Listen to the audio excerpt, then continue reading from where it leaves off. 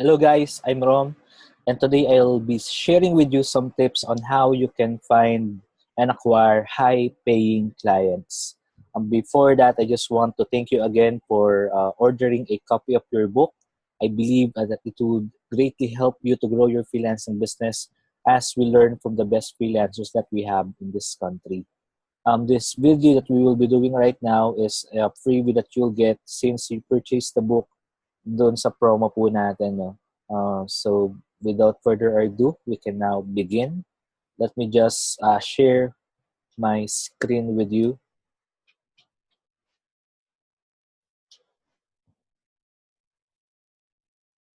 Ayan. Okay. Sige, para hindi rin kayo masyadong ma-distract sa pagmumukha ko, I'll be hiding my face from you. Ayan, again, welcome to this free video training on how to find and acquire high-paying clients, where I'll be sharing with you some tips and techniques that you can use to find clients that are willing to pay you a lot of dollars compared to some cheap clients that you usually find on freelancing platforms.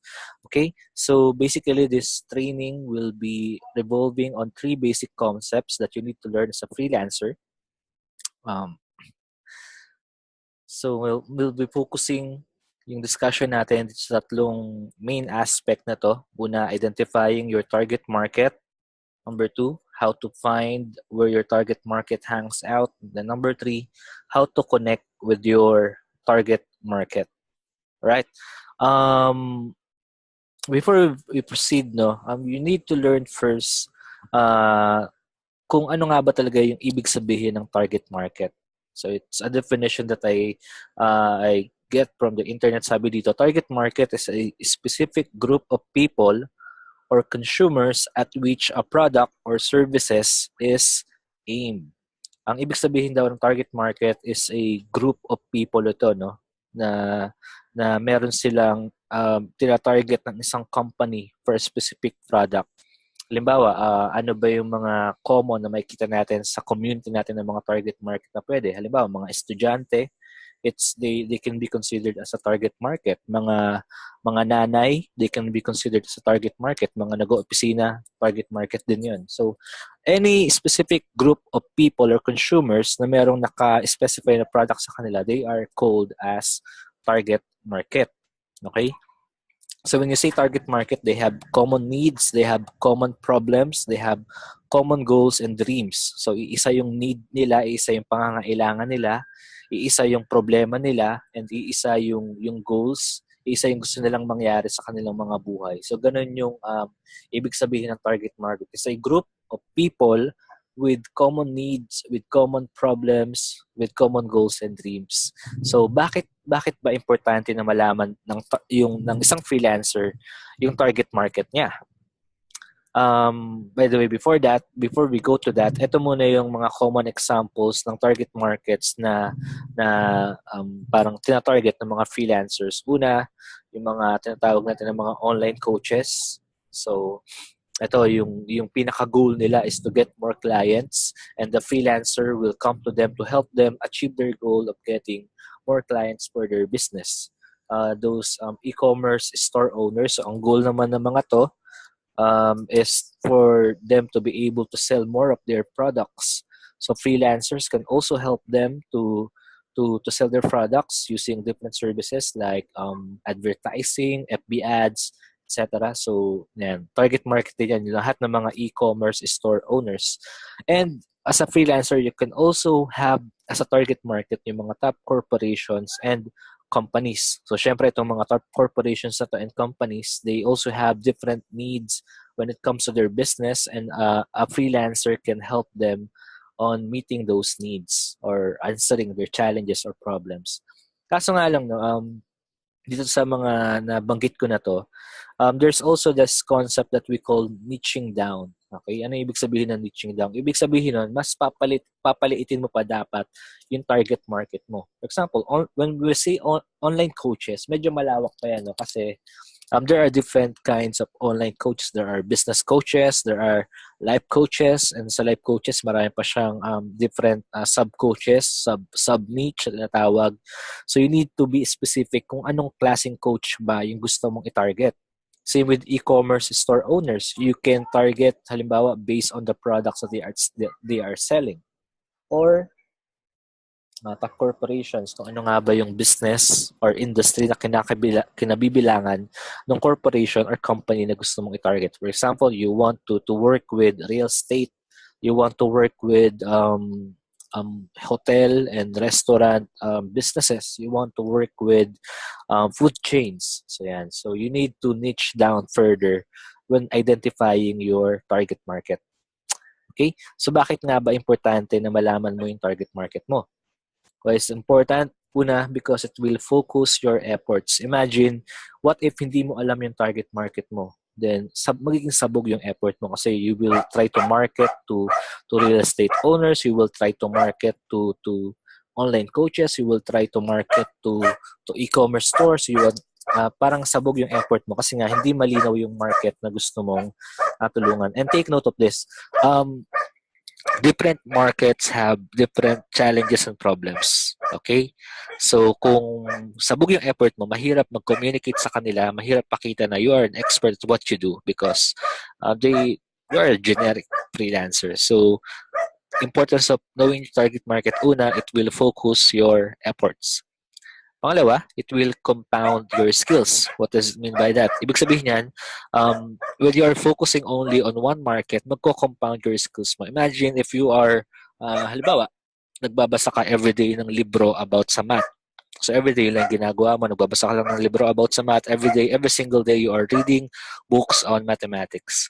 What will happen within a year? Diba? Kung araw-araw ka, 365 days nagbabasa ka ng libro about sa math, ano mangyayari sa'yo after ng isang taon? For sure, gagaling ka. Parang ganoon din sa freelancing. When you are focusing your efforts on a single market, then doon, mako-compound your skills na meron ka. And then, pangatlo, syempre, it will make things easier. Kasi hindi sabog yung effort mo. You're focusing on a single niche, single market. Your efforts are compounding. And alam mo yun, hindi mo kailangang magpunta sa kung saan-saan kasi isang market lang naman tina-target mo. So, mas madali yung mga bagay-bagay. So, I hope I have convinced you to identify your target market. So, paano mo ba malalaman kung anong target market yung right para sa'yo? There are some things that you can consider. Wait lamang.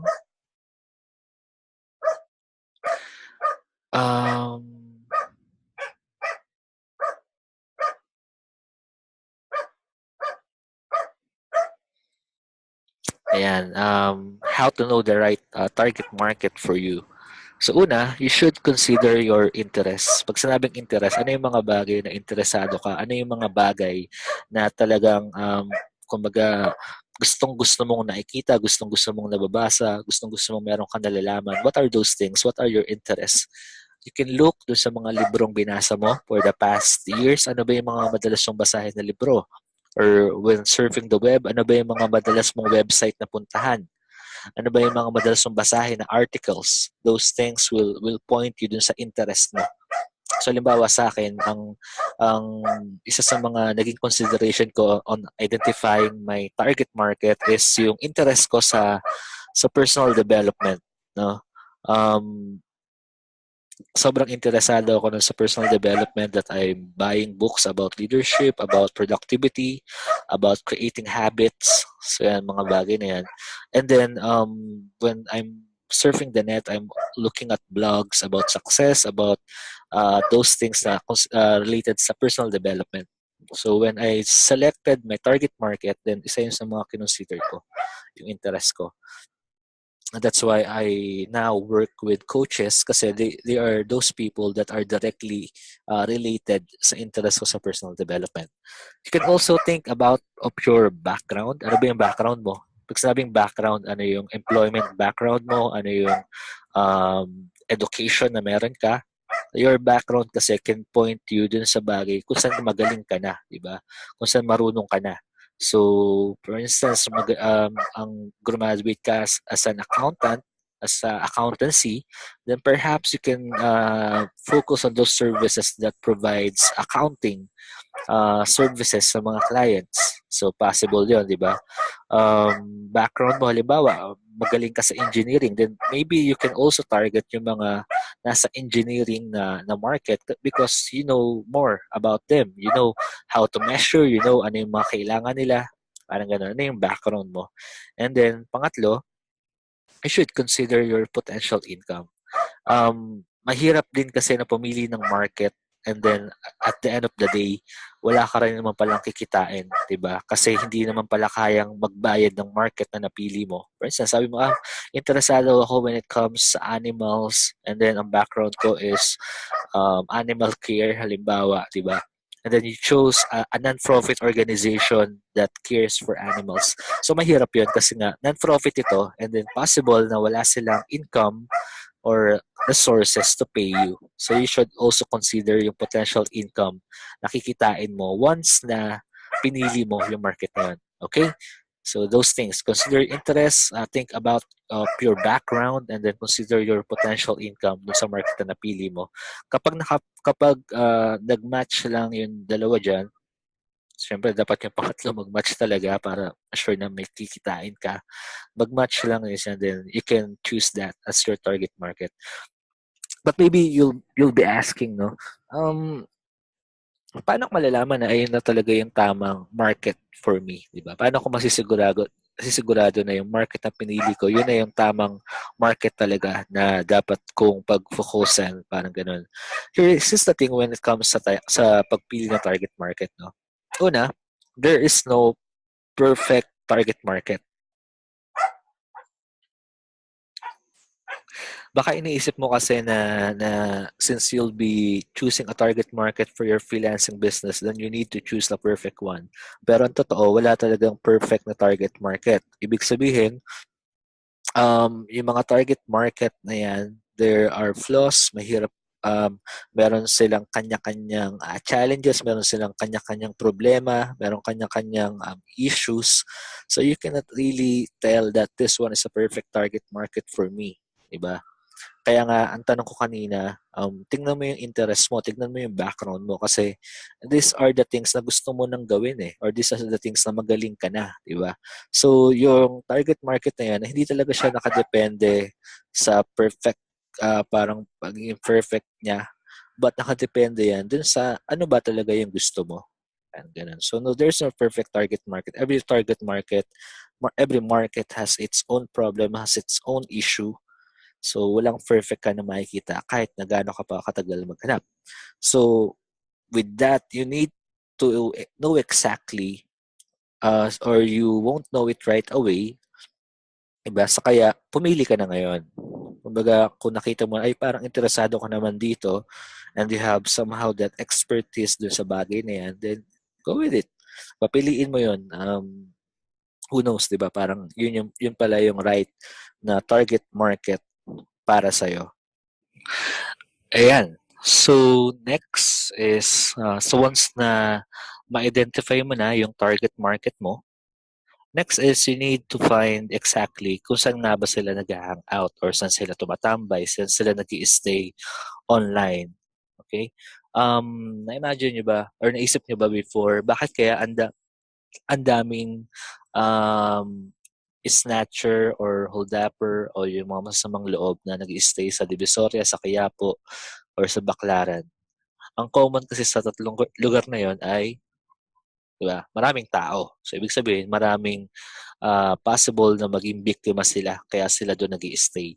So, parang ganun lang din sa freelancing. You need to know exactly saan nga ba nag-i-stay or saan nga ba nagpupunta yung target market mo. So, you can easily target them pag nakita mo na sila. So, meron dalawang major places that you can look at kapag naghahanap ka ng target market mo. Una, is dun sa loob ng mga freelancing platforms. Okay? So, halimbawa, yung mga freelancing platforms or websites like Upwork, freelancer.com, Guru, Fiverr, ayan.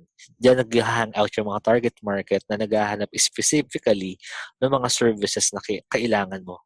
Ang kinaganda kapag platforms yung ginagamit mo is, siyempre, alam mo exactly kung ano yung kailangan nila, di ba? Or alam mo exactly kung ano yung hinahanap nila na services. And if you are offering that kind of services, kanyari, content writing, email marketing, FB ads, if you are offering this kind of services, then you can simply search for a project that it's looking for your kind of service, then you can apply. So, ganun lang siya kasimple, no? Yung nga lang, ang downside kapag gumagamit ka ng platform is yung fees, 'di ba? So merong fees dun sa gagawin mo at medyo matindi yung competition kasi nga you will be directly competing with other freelancers dun sa mga nakapost na freelancing jobs. Okay? So basic lang naman yung ginagawa sa freelancing platforms. So ito na lang ituturo ko sa inyo, how to find high-ticket projects sa loob ng Upwork. Mostly kasi ng mga tao, they don't want to work on Upwork kasi nga feeling nila ang baba ng fees, di ba? Or ang baba ng pwede nilang kitain when they are using Upwork. So most freelancers, they end up being overworked and underpaid, di ba? Kapag gumagamit sila ng freelancing websites. So, however, ang problema kasi, they just don't know exactly kung saan nga ba talaga makakahanap ng mga high-ticket projects. So, yan yung tuturo ko sa inyo ngayon. So, how to find high-ticket projects sa loob ng Upwork. So, let me just share with you my screen. Ayan, hopefully, you can see it guys. Ito yung aking Upwork profile.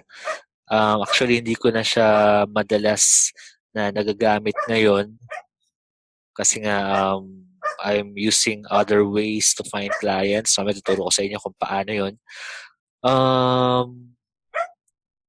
Wait, kakaroon tayo ng konting technical problems. Wait lamang. Ayun, yan. So ngayon, basically, ang ginagawa ng mga freelancers is to just look for jobs that interest them dito sa job feed na tinatawag. No? So ito yung mga open jobs, open projects that you can apply. Pero you'll notice na yung mga karamihan ng mga projects sa loob ng job feed, medyo mabababa lang yung, ayan, yung amount. So ito $300 per cookbook writer. Psychology book notes, $40. Blog the developer, $100. Short comic book strip, $150. So medyo mabababa yung mga presyo ng mga projects na makikita mo sa job feed. Or kaya nga yung ibang freelancers, they don't want to use platforms kasi nga mababa nga naman yung mga pwede nilang kitain. Kumbaga limited lang. So, how to find yung mga high-paying projects dito, no? So, there are one way that I discovered, actually, existing naman talaga siya, pero parang lately ko lang siya na-realize. You can use yung tinatawag natin ng mga filters.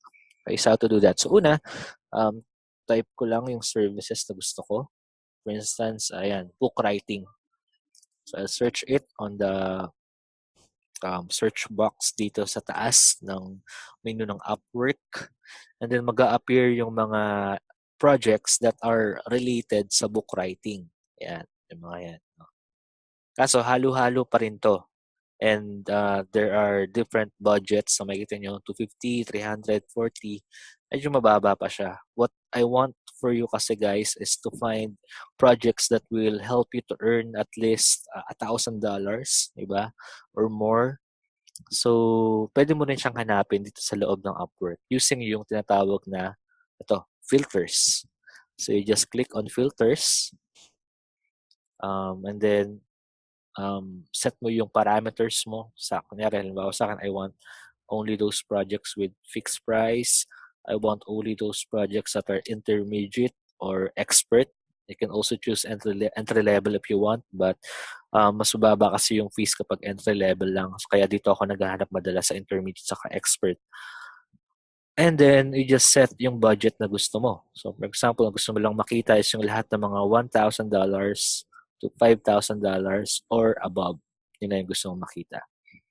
Yan. So, once you scroll down, yung mga mag-a-appear na project dito is yung lang merong mga estimated budget na matataas. Kaya ito, $2,100.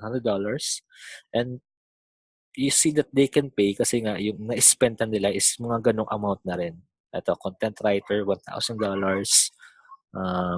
Ito, ghostwriter for Bitcoin.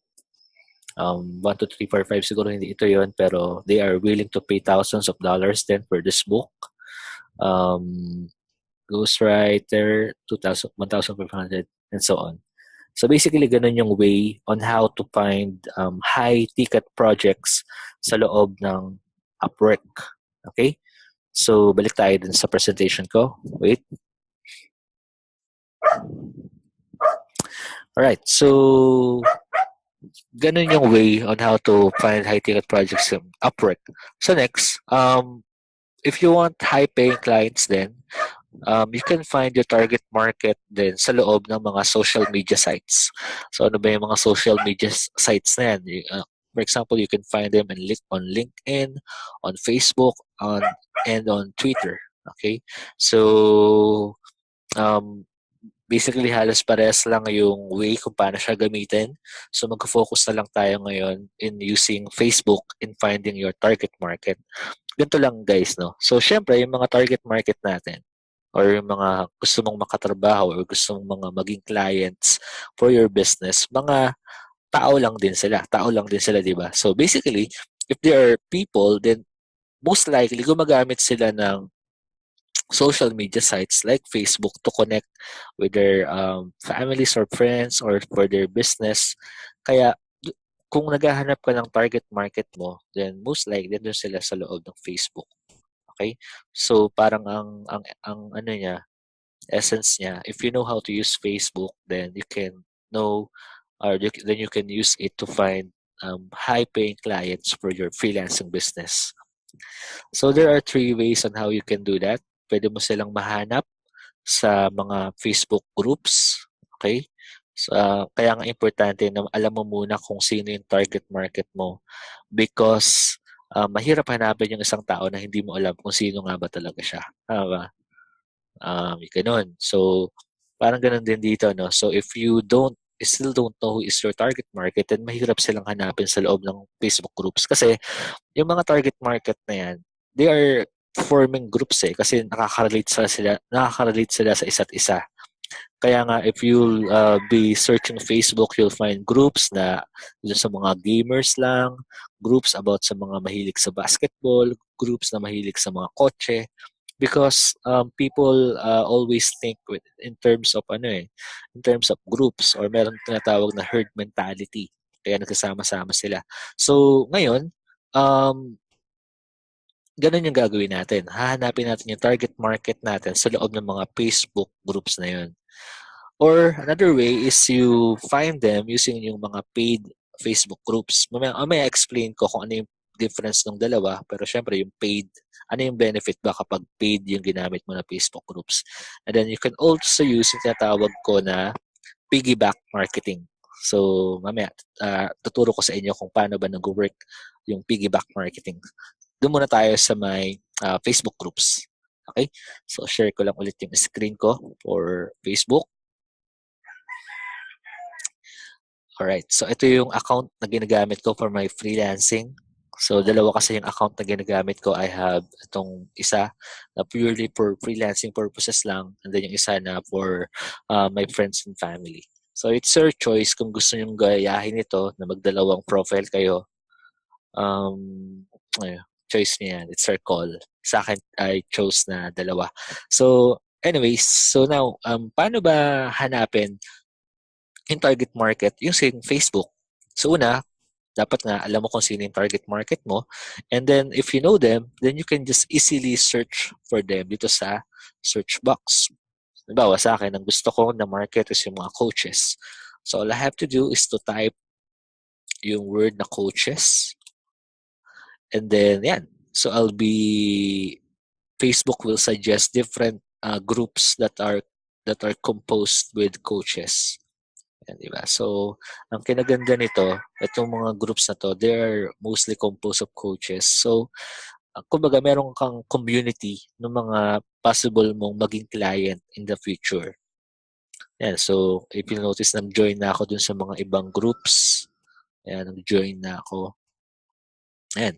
Kunyari, ang coaches, ang ano mo naman is real estate.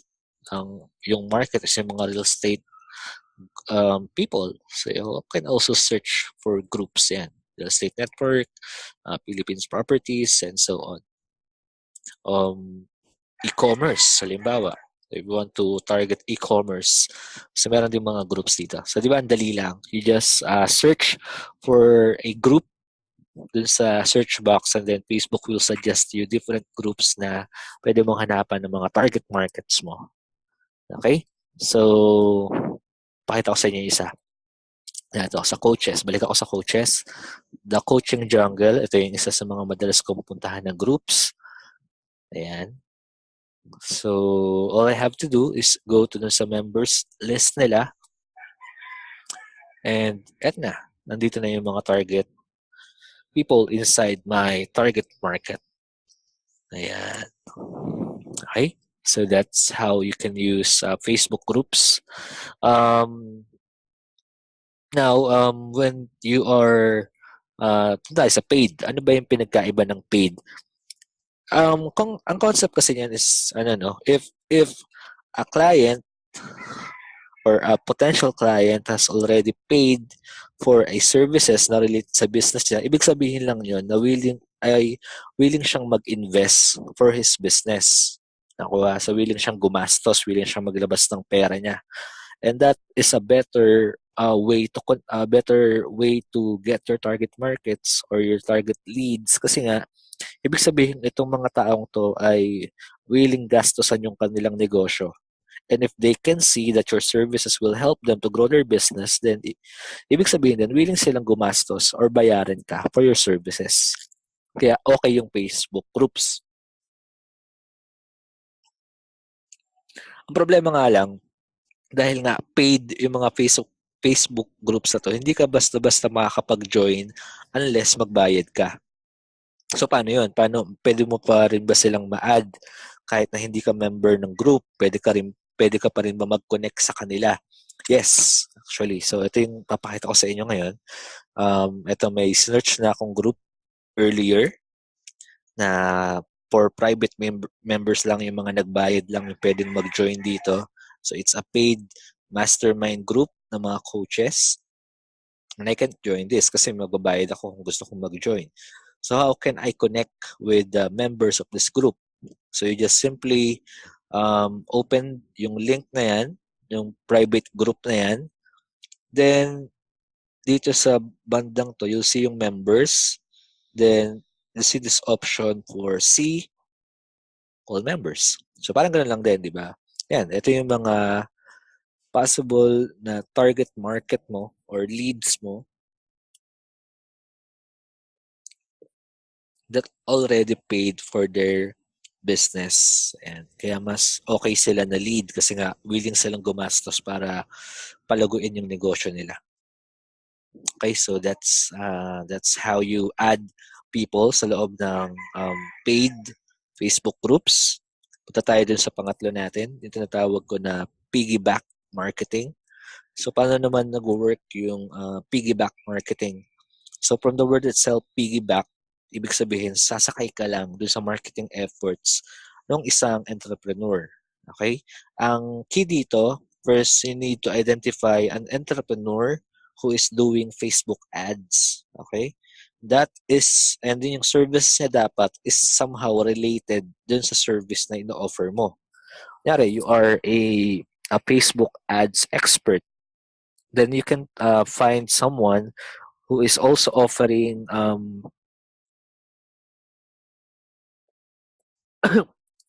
Facebook ads services. Then you go to their ads and then you add people na nag-comment doon. Kumbaga basically kasi kaya nag-comment yung mga tao na yon kasi they are interested for Facebook ads services. So you can connect with those people. Ganito siya, no? Kunyari sa akin kasi, ang services na ino-offer ko before ay ghostwriting services. So, nagsusulat ako ng libro for people and yun yung pinaka-service na ino-offer ko. So, I want to find someone who also offers a similar service, yung pagsulat ng libro.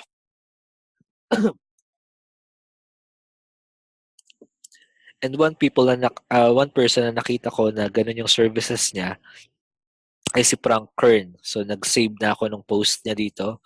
Pero normally, makikita mo lang ngayon sa mga Facebook ads. Kaya once you see a Facebook ad na, wait, excuse me lang.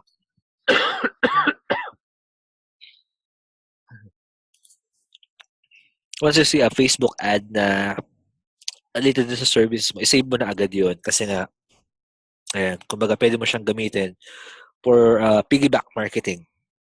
So, punta ako dun sa na-save ko na post. Ito yung kay Frank Kern. So, I go to this. If you'll notice, yung services na ino-offer niya dito, sabi niya, want to grow your business with a book. So, ang tinatarget niyang mga tao is yung mga taong gustong palaguin yung business nila using a book. And when talking about book, wow, that's my services. Ibig sabihin, itong mga taong to, gusto nilang magsulat ng libro.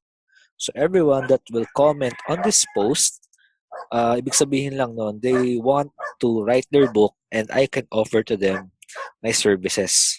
So, yan. So, lahat ng mga taong nag-comment dito tuloy ngayon, possible ko silang maging mga leads for my business. Yan.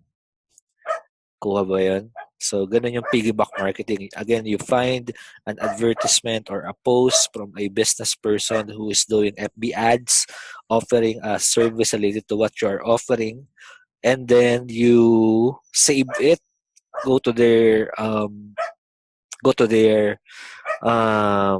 add comment box, and then paki-add na yung mga tao dyan or pwede ka na mag-connect na sa mga tao na yun. Okay, so that's what you call piggyback marketing. Okay, so that's how you can find your target market using Facebook. So Facebook groups, you can also use paid Facebook groups, which is uh, better compared sa free lang. And then, syempre, you can also use what we call piggyback marketing. Okay? So, proceed tayo sa susunod. Alright, so now that you know how to identify your target market and where exactly you can find them, the next thing that you need to learn is how to connect with them, how to connect with your potential clients, how to connect with your target market. So there are two ways that I want to teach you on how to do that. First is what I call the direct connection. It's a simple way of adding those people on Facebook, adding value to them, and then by being genuinely interested about them. So para ma-explain ko ng maayos kung paano to ginagawa, I'll uh, I'll show you some of the conversations that I had with some of my clients para mas makita natin kung paano nga ba talaga nangyayari yung process ng direct connection. Okay? So let me just share again my screen with you. Kabilang screen naman. So this is my Facebook profile that I am using to get potential clients in Facebook. Okay? Um, so punta lang ako ulit dun sa group na pinakita ko sa inyo kahapon or kanina kahapon. Yung Coaching Jungle. So you already know that the people that I want to connect with or the people that I want to work with, yung mga target market ko, ay kumbaga nag-gather sila sa place to sa coaching group na to. So um the next question is how can I connect with them? So I taught you already how you can see all the members. And then pag nakita niyo yung mga members, 'di ba? All you have to do is parang tapat niyo yung mouse pointer niyo dun sa name nung tao. And then you'll see kung kasama ba sila dun sa gusto mong target market. Kunyari ako gusto ko yung mga coaches. So all I have to do is to check yung name nila. Point ko lang yung mouse ko dito, and then mag-appear na yung, ayan, bawa siya daw isang confidence coach. So I know already that this person, si Wendy, is part of my target market. So all I have to do is to add her. Alright. So once na add ko na siya, sorry, nakita niyo yun. The next thing that I have to do is just to wait, di ba? Maghintay lang kung i-add back ba nila ako. Okay? Once they have added you, balikan ko lang yung PowerPoint natin. Once they have added you on Facebook, the next thing that you have to do is to add value. Dito, ang recommendation ko is to use the path of least resistance. Diba? Bakit kailangan mong gawin to? Kasi diba, when someone add you on Facebook, hindi ka naman talaga totally mag-reply sa kanila, diba? Especially kung stranger yan, hindi mo yan kilala, ganyan. You saw, you see that this guy is from another country and hindi mo talaga siya kilala. So bakit ako mag-reply sa kanya? Tama ba? So madalas ang possible na mangyayari sa'yo dito ay is-in zone ka lang ng mga i-add mo sa Facebook. Maybe they will accept your request, pero after that, wala na.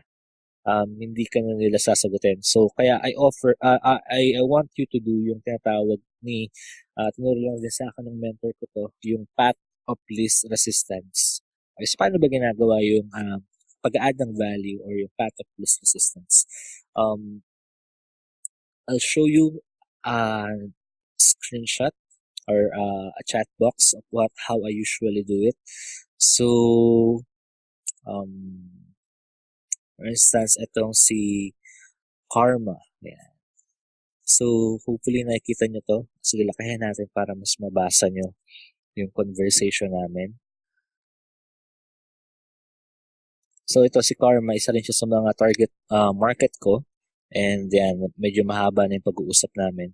So, ganito yung path of least resistance para, kumbaga, you will increase somehow your chances na mag-reply yung kausap mo. So, once she added me on Facebook, accepted my friend request, sabi ko, "Hello Karma, thank you for adding me back. Glad to connect. By the way, what exactly do you do in business?" By the way, guys, before I proceed, I want you to understand that the reason why you are doing this is because you want to have a deeper understanding ng business ng target market mo. You want to know their pains, you want to know their problems. So basically, dapat ang goal mo when talking with these people is for you to have a deeper understanding. Ganito pala yung problema niya. Ganito pala yung kailangan niya. Kailangan niya pala yung ganitong klaseng service. So it's really about understanding yung challenges, yung problems, yung pains nung kausap mo. Okay? So it's not really about offering your services. Baga secondary na lang yun. Ang primary goal mo dito, maintindihan mo talaga yung business niya. Kaya nga sabi ko dito, what exactly do you do in business? So I want her to tell me more about her business. Kasi yun nga lang, ang problema, possible na kapag ganun natapos yung tanong mo, hindi sila mag-reply because bakit share sa'yo? Diba? So hindi naman kita kilala. So to increase your chances of them responding, naglalagay tayo nung parang way to add value. Okay? Ito yung path of least resistance. How? So sabi ko dito, and who are your ideal clients? So I know who to send your way in case someone asks. Ikaw ba, di ba? Pag sinabihan ka ng ganun, sino ba yung mga gusto mong client? Para pag may kakilala ako, i-refer ko sa'yo. Di ba parang ang sarap mag-respond sa ganun, ang sarap mag-reply sa ganun. Kasi this person, hindi siya focused dun sa sarili niya. He is somewhat focused dun na matulungan ka din. Nakakuha. So parang ganun yung path of least resistance. Kaya, ayan. So, nag-reply siya, diba? Explain niya yung business niya, ganyan, and so on. And then, if you'll notice din, all throughout dito sa hindi ako sasabi ng about sa akin unless tanungin niya ako. Dito sa may question na to. And are you a coach too? Pero before that, ayan, may mga question ako. Are you a pioneer to combination? What does it mean to reconnect? So more on asking questions, more on knowing more about your business. So, ganun yung adding value. Okay? Nakuha ba? After that, balik tayo dun. Um, yan. Be genuinely interested about them. So yun nga, tulad na nasabi ko kanina, napaka-importante na when you are connecting with your client, malinaw dapat yung goal mo. Your goal is not for them to be somehow, parang kumbaga ma-offer mo yung sarili mo. Hindi yun yung pinaka-primary goal mo. Ang goal mo talaga dapat dito is to have a deeper understanding of your target market's problem, of their business, of their pains, challenges, and struggles. So, paano malalaman yung mga bagay na yun? Siyempre, by asking questions. Okay? So, share ko sa inyo itong another one. Ito yung sinasabi ko kanina na ide-demo ko ng konti. I-walk through ko kayo dun sa paano ko na-close yung isang client ko na premium dem. It's a those are writing services. Wait lang. Problema. Wait. Yan. Mali. Okay. Ito. Ayan, si Chris Page. So, isa to sa mga naging clients ko rin dito sa Facebook. And I just want to show you kung paano ba yung way ng yung process, kung paano nga ba siya na-close as a client. So, as you can see, dito medyo hindi pa ganun ka okay yung connection ko. Wala pa ako nung data place resistance. Pero, ang maganda kay dito sa client na to, ano naman siya, kumbaga game naman siya makipag-usap. Said, hello Chris, nice meeting you here in FB. Just want to connect, blah, blah, blah. Sabi niya, cheers, Romar, good to meet you with your coach. So, they have a specialty. So, not technically, hindi ako coach. So, sabi ko, I work with freelance who want to learn how to begin. So, as for my trade, I'm a ghostwriter. How about you, Chris? Notice na, ayun nga, hindi ko hinayaan na matapos yung usapan na sinabi ko kung ano yung services ko. I still want to know more about yung business ni Chris. Okay? So, sumagot siya. Ayan. So, all coaching are done online. Again, it's all about his business, house business. So, you see, though tinanong niya na ako kung ano yung kaya kong gawin, and I already said I'm a ghostwriter, hindi ko siya hard sell. Ito yung ginagawa ko, ito yung services ko, kailangan mo ba? It's all about asking questions kung ano nga ba talaga yung about sa business niya. So, yan, nag-explain siya, medyo mahaba, di ba? Tapos, nagtanong uli siya, how about you? So parang ayan, another opportunity for me again to explain or to parang kumbaga ibida yung services ko. One thing na gusto kong maintindihan ninyo, you don't really talk about yourself unless magtanong sila. Okay? So hindi ka basta-basta dapat magsasabi na ganito yung services ko. I'm an FB ad specialist, I'm a content writer, I am an email marketer nang wala silang tinatanong kasi magmumukha talaga na parang ang goal mo is magbenta, di ba? So as much as possible, kumbaga dapat ang goal mo talaga when you are connecting with clients is knowing about your business. Kaya ayan, yung notice na medyo mahaba. Pero dito sa dulang, tanong uli ako, how do you usually get leads? Diba? So parang business uli niya yung tanong ko. So yan, explain ko naman about sa business ko, ghostwriting. And then, tanong uli about sa kanya, do you do FB ads? How's that going for you? You see, hindi talaga ako nagbebenta ng about services ko unless magtanong siya. Okay? Unless magsabi siya. Baga, more on asking lang ako about sa businesses niya. So, ayan, sa part na to, ayan, nagtatanong na siya about it. Nagpakita siya ng genuine interest, di ba? So, ito yung hintayin nyo, yung kumbaga mag-express talaga sila ng interest dun sa process mo. So, kaya dahil nagsabi na siya na gusto niya magsulat ng libro, so, ginagab ko na yun, sabi ko sa kanya, let's schedule a call so we can better discuss these things. Parang gano'n. So, ayun guys, once you sense na, or once parang pinakita na talaga ng client na gusto niyang malaman yung about services mo pa, always schedule a call. Okay? So, never ka dapat mag-offer na ganito yung services ko, ito yung rates ko, ito yung coverage ng services ko sa chat mismo. Kasi makita mo dito, di ba, nagtanong na siya agad, what are your rates? So, nagtanong siya, kumbaga right there and then, di ba, parang pwede na akong magsabi na ito yung rates ko. Di ba, gusto mo ba? So, work na tayo. Hindi. You should always get them on a call. Alright? So, always get them on a call. Kumbaga, dun sa call na yun, dun mangyayari yung um, tawag natin dito, yung process ng pag-intindi mo pa sa business ng client mo. At the same time, ay after ng call na yun, you'll be, should be doing yung tinatawag na, kumbaga, pag-write ng proposal. And so, notice din medyo mahaba yung time frame, no? So, August 6 kami nag-usap nun. August 9, ganun pa rin. May mga,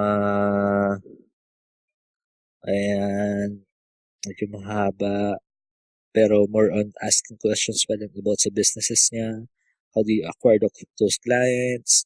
You still haven't got any clients from all the efforts and so on. So basically, ganun yung process. So, all about asking yung sa mga problema niya sa business niya. And then, after that, after I get everything that I need, sabi ko, you'll receive the strategy outline tomorrow and just let me know if you have any questions about the plan. So, dahil nakuha ko na information na kailangan ko, nag-create na ako ng parang proposal or strategy document para, kumbaga, ayun yung parang pinaka-offer ko sa kanya na ito yung problema mo, ito yung solution na naisip ko, ito yung presyo pag kinuha mo yung services ko. Yan. So, ayun yung laman ng document na sinend ko. And sabi niya, I love this, very exciting. I'm leaning toward to, but I'm going to let it marinate on it. I'll let you know tomorrow. Thanks, Summer. Ayan. So, eventually, ako siya, sabi niya, I'm in for option 2. Is it okay if we get things rolling on Monday? So, yan, na-close ko na si client. So, parang basically ganun lang din yung kailangan yung gawin sa mga clients ninyo. Konting patience lang kasi hindi talaga lahat ay ganito yung respond, di ba? Kasi kailangan mo talaga magtiyaga if you really want to close a high-ticket project dun sa using Facebook. So, yan yung direct connection. Punta tayo ngayon sa pangalawang way on how to connect with your target market using Facebook. Second na nagtatawag ko na attraction marketing. So, from the world itself, attraction marketing, ang goal nito is ma-attract mo yung mga clients mo papunta sa'yo. Okay? So, 3 ways lang siya. You optimize your profile, you add value on groups, add value on your daily posting. So, pakita ko sa inyo yung paano siya ginagawa talaga. So, ganito yung attraction marketing, no? So, una, ito yung, pakita ko lang sa inyo ulit yung aking profile na ginagamit for my freelancing business. So, as you can see, sa cover photo pa lang, alam mo na agad kung ano yung ginagawa ko. Diba? I create funnels to get leads and then convert them into clients. I'm a marketing funnel specialist for coaches and consultants. So, malino na agad ano yung services ko, plus sino yung mga tao na gusto kong makatrabaho, coaches and consultants. Another thing is, ito, kumaga yung intro ko mismo din, naka-identify or naka-format na siya in a way na alam agad ng mga taong titingin ng profile ko kung ano yung services na meron ako. So I work with coaches and consultants to increase their income by building automated sales funnels. So parang basically ganun yung way on how to optimize your profile. So every time na merong friend ako, halimbawa, in my network dito sa mga na-add ko na parang clients before or target clients, once they see my profile, immediately parang alam nila agad kung ano yung ginagawa ko. And if they need my services, then they can immediately contact me kung kailangan nila yung services na ino-offer ko. Okay? Second, after optimizing your profile, you can add value posting dun sa group kung saan merong mga tao na nasa target market mo. So, Balikan natin yung coaching jungle. Kasi ito yung, again, isang group na nandito yung mga tao under my target market, mga coaches. And from time to time, pupunta ako dito sa page na to just to add value. How to add value? So, simple lang siya. Babasahin mo lang yung mga post. And if you have something that you think, if you have something you know that you think you can help these people, then share mo lang. So, ganun lang siya. Kung sasagot ka lang dito or magko-comment ka lang sa mga post dito, then that's it. And if some of those people will see na ay magaling ka talaga, ganyan, possible na they will also come to you, they will be attracted sa'yo para or kunin yung services mo. Kaya ito, papakita ko sa inyo ng ibang mga comment ko dito.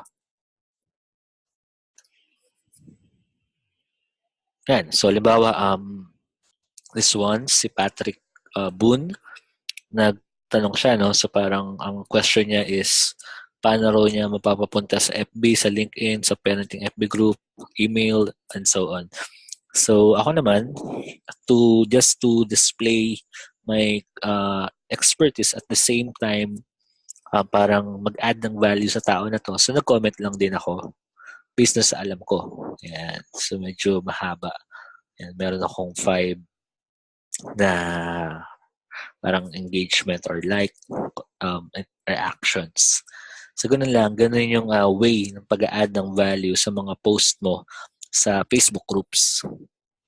And then lastly is yung pwede kang mag-add naman ng value using yung mismong Facebook profile mo.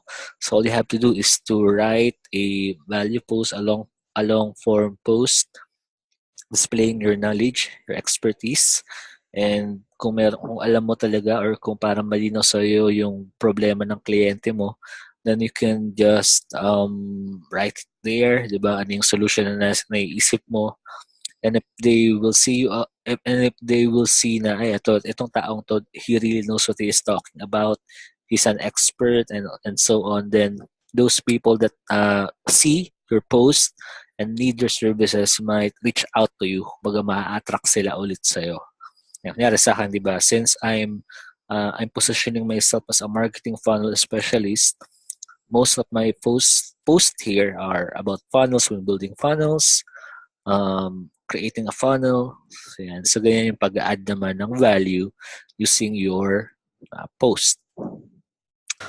So guys, if you have any questions sa mga bagay na naturo ko sa inyo, you can always email me at this email address.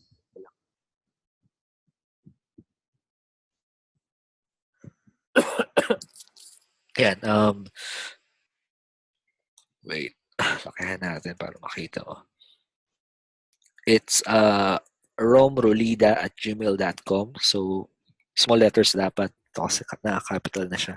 Pero small letters dapat, romrolida@gmail.com. And you ask any questions that you have in mind related dun sa mga tinuro ko sa inyo. And I'll do my best para mag-reply at makatulong sa inyo. Okay? So, that's it. I hope you learned a lot from this short video training on how to find and acquire high-paying clients. And salamat ulit sa pagbili ng libro, sa pag-order ng copy ninyo. And I hope that this training adds up dun sa learning na makukuha nyo sa book. Okay? So, thank you guys again. And talk soon. Talk soon. Bye-bye.